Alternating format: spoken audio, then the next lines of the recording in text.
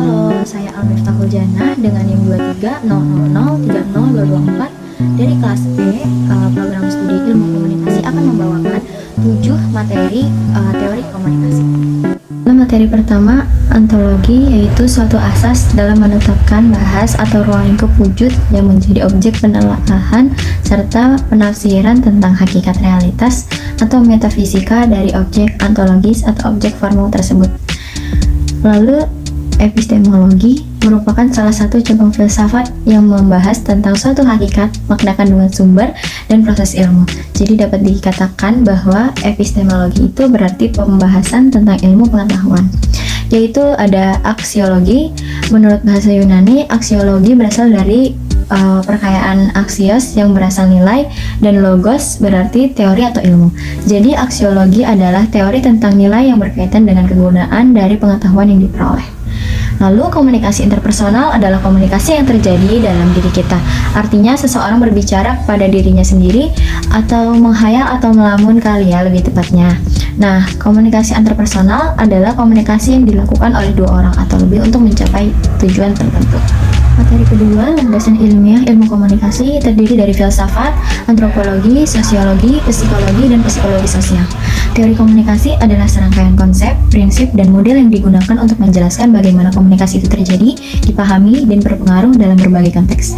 Berikut elemen konsep komunikasi. Yang pertama ada pengirim, yaitu sender. Yang kedua itu ada pesan atau message. Terus yang ketiga itu ada saluran atau channel. Yang keempat ada penerima atau receiver. Yang kelima ada konteks. Yang keenam ada feedback. Dan yang ketujuh ada interaksi. Kedelapan ada noise. Dan yang terakhir itu tujuan, purpose, dan keterbukaan. Materi ketiga, paradigma adalah pandangan yang mendasar tentang apa yang menjadi pokok persoalan dalam ilmu sosial tertentu, dan paradigma definisi sosial justru bertolak dari proses berpikir manusia itu sendiri sebagai individu. Keempat adalah tradisi teori komunikasi. Yang pertama ada retorika, contoh seseorang yang sedang berpidato.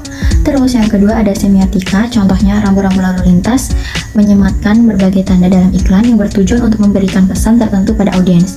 Nah, dari simbol, gambar, kata-kata, dan elemen-elemen visual lain yang digunakan dalam iklan akan dapat dipahami apa pesan yang ingin pembuat iklan sampaikan kepada penonton. Yang ketiga ada fenomenologi, contohnya dua orang yang mengikuti seminar kesehatan mental. Salah satu berpikir seminarnya membosankan nih. Nah, sedangkan menurut yang lain, seminarnya ini menyenangkan dan menginspirasi. Nah, yang keempat ini ada psikologi sosial. Nah, contohnya itu anxiety dan panic attack. Yang kelima ada sibernetik, yang keenam ada sosiokultural, yang ketujuh ada kritis. Nah, contohnya ini terdapat dominasi sebuah kelompok yang kemudian mengintimidasi kelompok lainnya. Kelima ada teori konvergensi simbolik. Nah, ini adalah percakapan yang memunculkan simbol atau fantasi yang ditanggapi oleh kelompok lain sehingga penerima dan penerima pesan satu sama lain mengerti maksud pesan yang disampaikan dan memiliki tujuan yang sama. Nah, berikut ini ada isu-isu CTS hingga perubahan identitas. Yang pertama ada simbolik, kedua ada tema-tema fantasi, ketiga ada rhetorical vision, dan keempat ada interactional relation.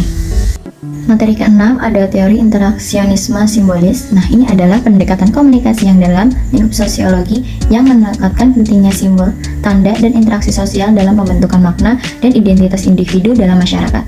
Nah, berikut konsep-konsepnya. Yang pertama ada simbol dan makna, kedua interaksi sosial, proses sosiologi, konsep diri atau self, pemahaman terhadap dunia.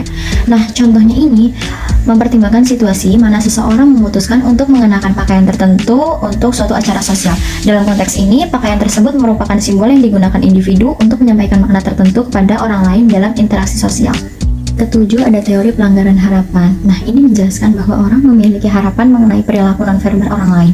Teori penetrasi sosial berupaya mengidentifikasi proses peningkatan keterbukaan dan keintiman seseorang dalam menjalin hubungan dengan orang lain. Nah, contohnya, pasangan yang berpacaran ini memperjelas 4 tahap perkembangan hubungan antar individu. Nah, yang pertama, pasangan jalan atau jalan-jalan bersama adalah tahap orientasi. Pertemuan berikutnya adalah tahap pertukaran efek eksplorasi. Tahap pertukaran efek akan terjadi jika pasangan menjadi eksklusif dan mulai merencanakan masa depan bersama. Pertukaran yang stabil terjadi ketika mereka menikah.